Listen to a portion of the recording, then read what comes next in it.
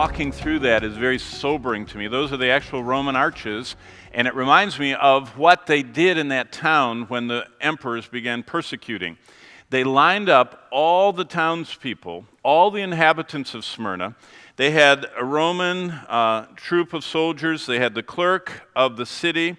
They had a table, and they made everyone line up, and you had to come through this entryway to the forum, and the forum was the center of the town, what you could see in that picture, and you would walk by the desk, and all you had to do is, with your fingers, each person would reach into a bowl, pinch this powder, which was incense, take a step forward, and in the presence of the town clerk and the Roman soldiers, sprinkle the incense over a little fire, like an oil lamp that was burning there, and you sprinkled it over it, and it would just kind of glitter and puff, and little smoke would come, and you would say, "Caesar is Lord."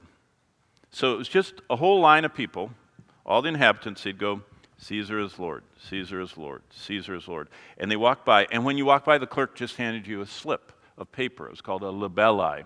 And it was your ticket to another year of security as a Roman. And so it became a process that every year, the whole town lined up, everyone would acknowledge Caesar as Lord, get their little slip, and if any questions, they held it out. All of a sudden, as Christ Church began to grow there, the Christians would be in that line, and they would take the pinch, and they would say, "Jesus Christ is my Lord. I cannot put the incense on the fire."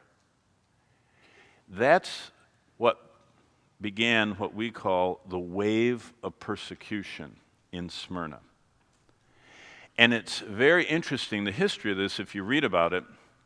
The believers at Smyrna would stand in that line, in that long entry to the forum, and they were thinking of, what if I mumbled and just said, nobody would know that I said, I didn't say Caesar, I'd say Jesus is Lord, And so there was a conflict in the church where people were making it through the line with sprinkling, got their free ticket, and still went to church.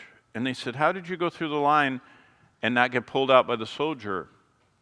And so believers at Smyrna learned the cost of being a Christian.